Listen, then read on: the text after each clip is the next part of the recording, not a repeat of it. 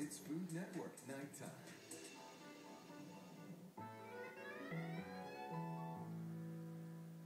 Welcome back to Unwrapped, where we are enjoying wild and crazy candies. Now, this next one is so huge, it's impossible to pop in your mouth. Well, at least right away. Once you get a load of this ginormous jawbreaker.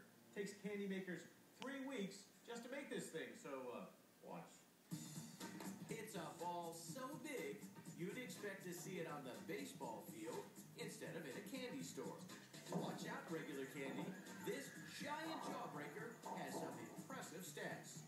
Measuring in at more than 3 inches in diameter, Mega Bruiser is as big as a softball, and each one weighs a pound.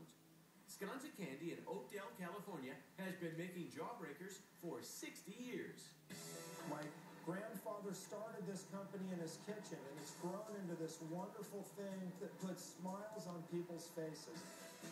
We started with the small sizes, and over the years, our customers have said, "Can you make them bigger?"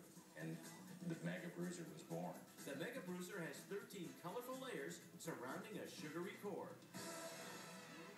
Every Mega Bruiser starts as a 5/8" center.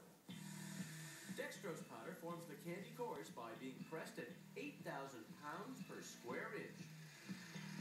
With the centers formed, it's now time to grow the shells layer by layer. The jawbreakers tumble in pans as candy makers drench them in flavored syrup. And one way to think about it is a lot like making a snowball. You know, you take a little bit of snow in your hand and you roll it up, and then you add more snow and you keep rolling, and that snowball gets bigger and bigger. We're essentially doing the same thing with our jawbreaker. Each layer of the Mega Bruiser consists of hundreds of coatings of syrup. When they reach the proper size, they dry overnight. After each batch dries, it heads back to the pans for another layer of syrup. There are 5 different flavors: orange, cherry, grape, lime, and lemon.